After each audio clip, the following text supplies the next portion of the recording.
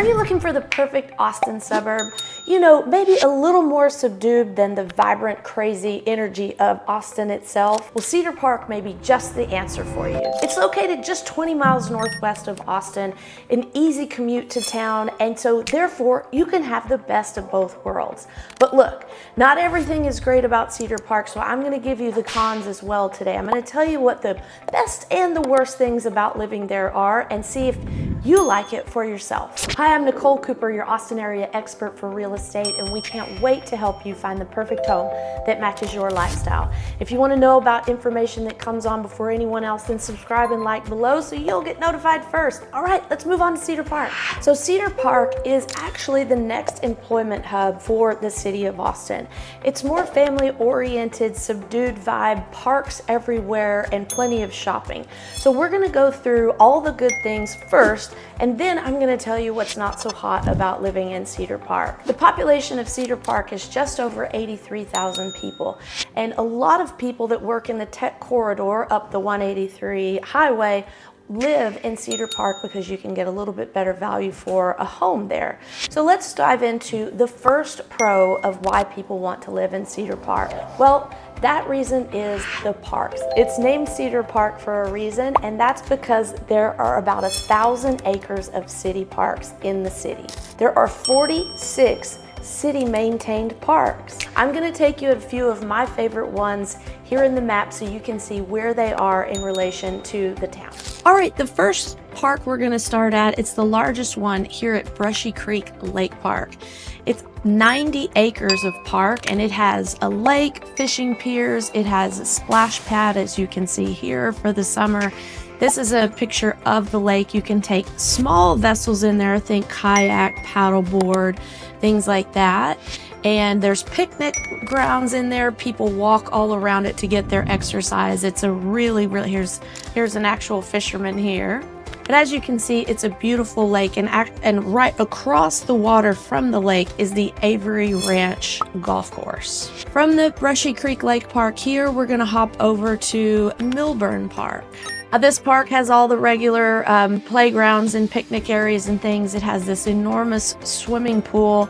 It does have large grounds out there where you can have soccer and football and things like that. It has a few sand volleyball courts, as you can see here, and at this covered pavilion over there on the left is where basketball hoops are, so you can shoot hoops in the summer and not be super hot. So there's a better picture of the pavilion, and this is when they were having a festival out on the grounds. Our next park, we're heading up to Cedar Park Sculpture Gardens, a cool place if you want to see some art installations.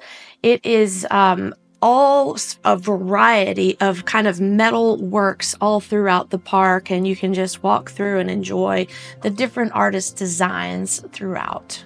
And lastly, right here in the middle, we're going to Twin Lakes Park. Look at this gorgeous sunset shot or sunrise shot, but it's another large lake area, so you can take your kayak and paddleboard out there, and then they have this set up in the summer for a little kids jumping, sliding, having fun section. But it's a really nice area to hang out if you're into the water activities.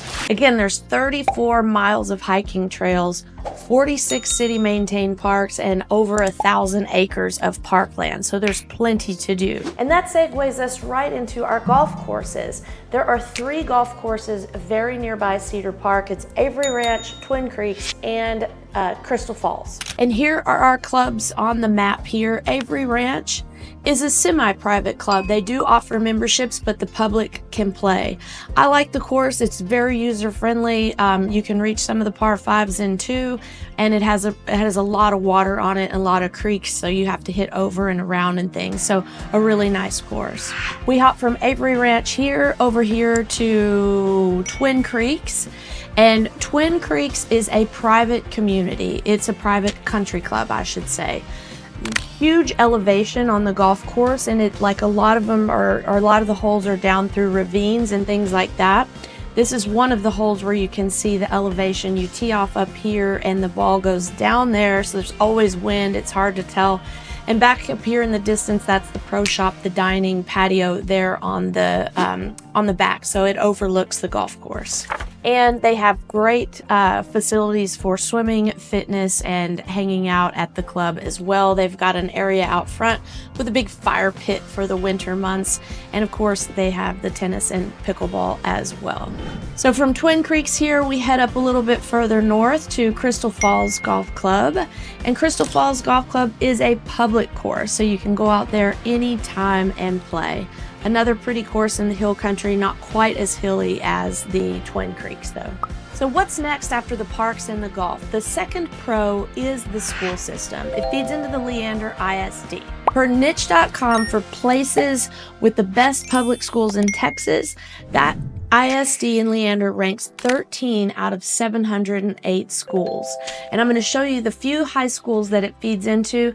This is not all of them, but these three are the main high schools that it feeds into. We're going to be going through Cedar Park High, Leander High, and Vista Ridge. Check out these scores. So first of all, we look at Leander High School right here. They score an 87 out of 100. Total enrollment, 2,180. Here's your diversity graph in the middle, puts it right around 15 students per teacher. We hop over to Cedar Park High School. They get a 93 out of 100. Total enrollment, similar, 2,004. Here's your diversity graph in the middle, and they have 15.7 students per teacher. And lastly, Vista Ridge High School, 92 out of 100. A little bit larger enrollment there at 2,594.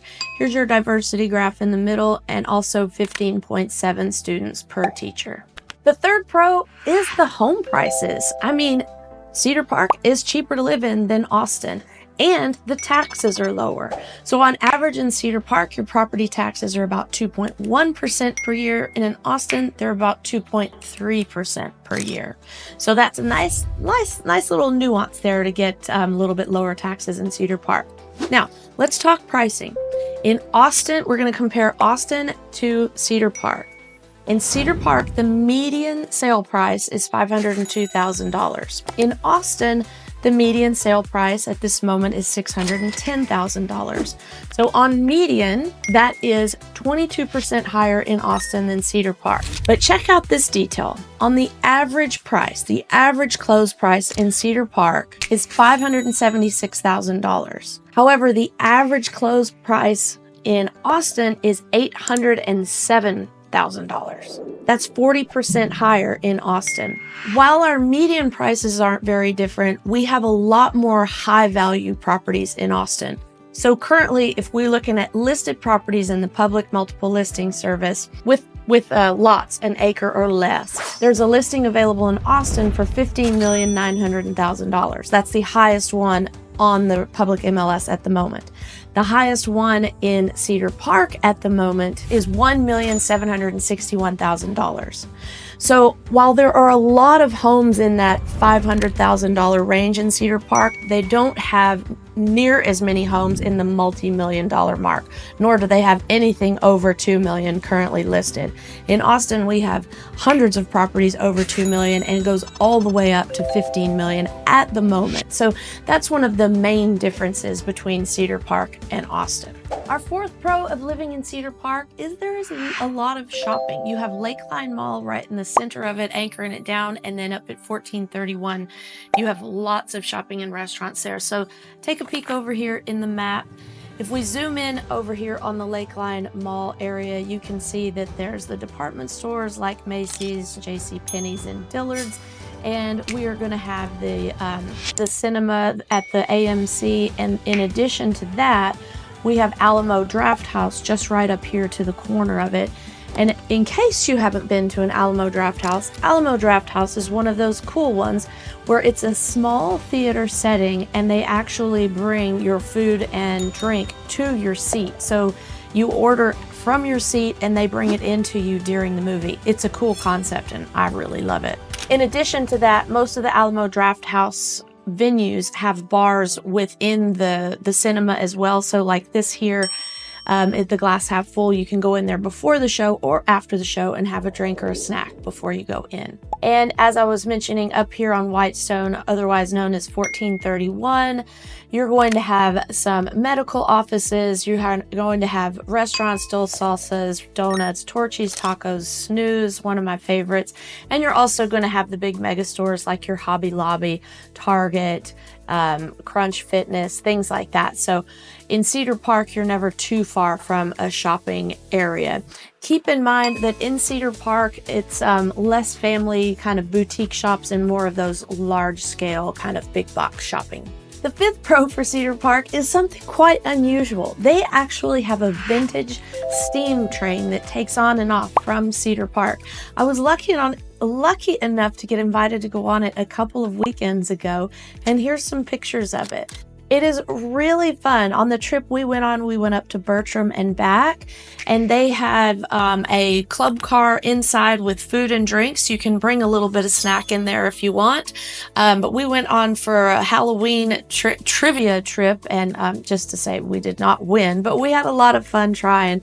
And they also have wine tours, and during Christmas they have kitty Santa Claus kind of tours and stuff. So the steam train in Cedar Park is definitely something you should check out. And the last pro, number 6, it is home to some sports teams. We have the Texas Stars hockey team. They play there. They're an affiliate of the Dallas Stars. And then we have an affiliate of the San Antonio Spurs basketball team. So check out the arena that they play in. It's the Cedar Park HEB Center. And they not only have sports there, they have concerts. I've seen Cirque du Soleil, so they can transform this area into whatever they need to have big events there. Oh, they even have a rodeo as well. But the main thing they're known for, as far as sports go, are the Texas Stars and San Antonio Spurs minor league team. Okay. It's not all sunshine and puppies in Cedar Park. There are some cons for living there. I mean, you get cheaper home values, so there has to be a catch, right? Well, there is, and that is the commute into Austin if you have to go at peak rush hour. It's not very far. I already mentioned it's just 20 miles to the north of Austin. If you go at off times a day, it's not too bad. But if you have to commute to regular 8 to 5 or 9 to 5 kind of office areas office hours downtown, or you need to come towards Austin at that time of day, it can really be jammed up. Even now, especially on Highway 183, which is the main artery getting you to and from Cedar Park and Austin, they're doing a lot of construction on it, so that adds to the misery of sitting on the highway and not making any progress. So it can get super, super backed up at rush hour. The second con, I've kind of mentioned this already when we were talking about the shopping areas. There are less local, like mom and pop shops in the area and more big box chains. So think Best Buy, you've got the Targets, you've got the Hobby Lobbies, just big stores like that. You won't have too many one-offs. Even for the restaurants, you're going to have a lot of restaurant chains as opposed to the, custom or secret boutique kind of restaurants that you'll see more of in the town of Austin. So that kind of leads into the third con. There's very little nightlife in Cedar Park. There aren't really any big strips of bars and theaters and things to go out to at the moment. Now, keep in mind, they are constructing the Bell District as we speak, and that will go into the pro category for certain once it's complete. They're at the front end of construction, so we're probably years out until it's usable. Not too many before you can actually use the outdoor space and maybe the concert venue, but before it gets completely all built out, I think they're on a timeline of about 10 years, more or less. So that will kind of anchor a downtown Cedar Park, because currently there really isn't a downtown Cedar Park. So there's no area to kind of go walking around and bop into a bar and a restaurant and a coffee shop and a bookstore and things like that. So at the moment, that's what Cedar Park is missing, but stay tuned because they are building it. They really, really want to have that synergy, that middle of the city vibe, and that will happen with the Bell District as it's built out. The next con is limited public transportation. Now there is the train that brings you into Austin, and that's a great thing, but there's not too many buses that work inside the city. Here, have a look at the map here. So this here is the good part about the public transportation. Here is Cedar Park right here, and right near the Lakeline Mall area is a stop. So you can park in the big parking lot there and bring it all the way either to the Domain or to the North Lamar Burnett area of Austin, or take it all the way downtown. So that's one way to escape that commute.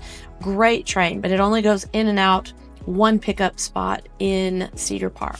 And here is the bus public transportation map. So right here we have Cedar Park, and you can see there's only one little bus that goes in and out there and brings you into town. So not too great. You do have some transportation, but not too great if you had to use that every day. It would take you a really long time to get into town.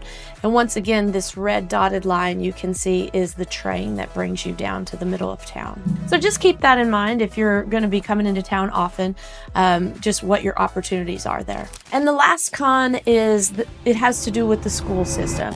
Yes, they're having good grades and they're doing great things in Leander ISD, but as the towns grow and Cedar Park gets bigger and bigger, some of the schools are getting really full, so they're kind of bursting at the seams. So you want to make sure that the classroom size is something that your children can handle, and just it's a little bit more due diligence on the front end. So just know they're getting a little bit full.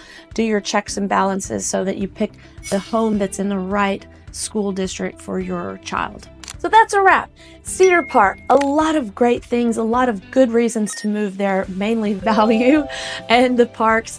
There are some reasons that you need to look out for on the front end if you're going there. But look, if you want to know this community, more details, if you want to see some homes in person, then give me a call, shoot me a text, or send me an email, because I'm always available to help you find the perfect home that matches your lifestyle. Until next time, be kind to yourself and others. I can't wait to see you around town.